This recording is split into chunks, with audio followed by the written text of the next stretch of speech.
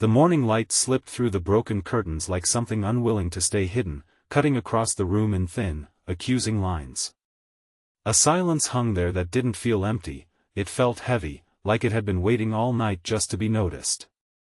When she finally opened her eyes, she didn't sit up right away.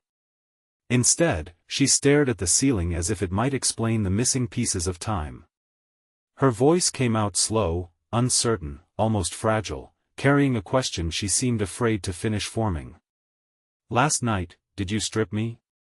The words didn't land like a question. They landed like a verdict. He froze where he stood near the edge of the bed, the weight of exhaustion still clinging to him, his hands half raised as if he was still trying to decide whether to defend himself or disappear. The room suddenly felt smaller, like the air had tightened around them. There are moments in life that don't announce themselves as turning points, but this was one of them, the kind that quietly splits everything into before and after. Before anything continues, if this story touches your heart or makes you believe in kindness, healing, and second chances, take a moment to like, comment, share, and subscribe to A Journey of Hearts. Your support helps keep emotional stories like this alive for those who need them. He swallowed hard, his voice barely steady when it finally came out, not as an excuse but as something heavier, regret. He didn't rush to explain. He didn't try to hide behind confusion. Instead, he carried the silence for a moment like it belonged to him alone.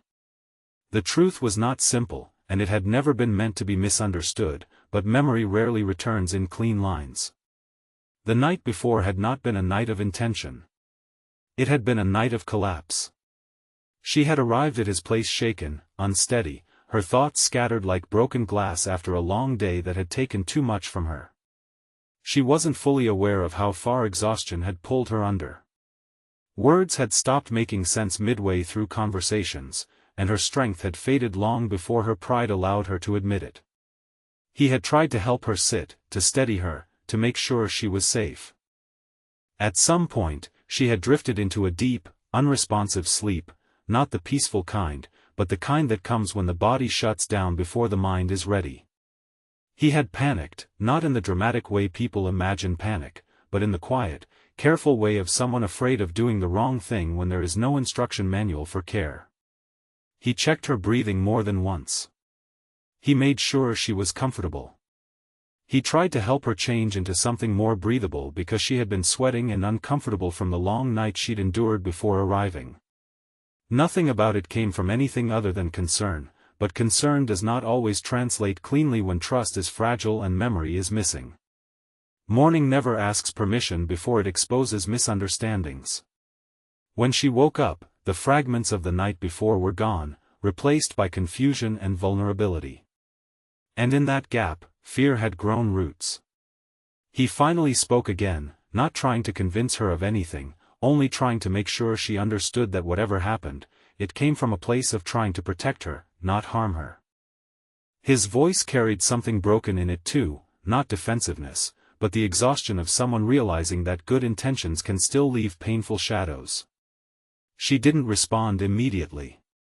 Instead, she sat up slowly, pulling the blanket closer around her as if it could restore control over what felt lost. Her eyes searched his face, not for guilt, but for truth. And sometimes truth is not loud, it is simply consistent in its silence. Days began to stretch between them after that morning. Not separation, but distance of a different kind. The kind that grows when trust has been shaken but not destroyed. He gave her space without disappearing. She stayed, but with hesitation in every glance. Life continued in small, careful steps, like walking on ground that might still be wet cement. What neither of them expected was how silence begins to speak when given enough time. Slowly, the story of the night returned, not in full clarity, but in fragments that came back like pieces of a puzzle refusing to stay scattered forever. She began to remember arriving exhausted. She began to remember collapsing onto the bed, the world spinning too fast for her thoughts to hold on to anything solid. And she began to remember, in the quietest corner of her memory, a voice that was calm, careful, and afraid of doing the wrong thing. He had not crossed a boundary. He had been trying to prevent harm, not cause it. But fear had already written its version of the story before truth had the chance to speak. One evening, under a pale afternoon sky that felt softer than the days before it, she finally sat across from him again, not as someone accusing, not as someone defending, but as someone trying to understand. The air between them no longer felt sharp. It felt uncertain, but honest. What broke the tension was not an argument, but exhaustion finally giving way to understanding. She admitted what she remembered. He admitted what he feared she might think. And in that shared vulnerability, something fragile but real began to rebuild. Trust doesn't return like it left. It returns differently, quietly, carefully, through small moments that don't announce themselves as healing until much later. Weeks passed. The distance between them didn't vanish, but it softened. Conversations became easier again. Laughter returned in fragments, then in full moments that no longer felt forced. And one day, without either of them naming it, the weight of that night no longer defined the space they shared. What remained instead was something deeper, the understanding that not every frightening moment is born from harm, and not every silence is guilt.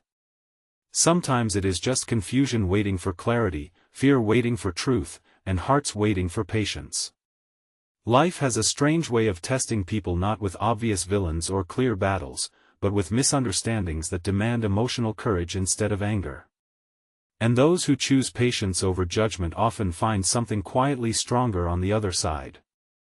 Before this story ends, take a moment. If it moved something inside you, if it made you think about trust, misunderstanding, or second chances, engage with this video, because stories like this deserve to be felt, not just watched.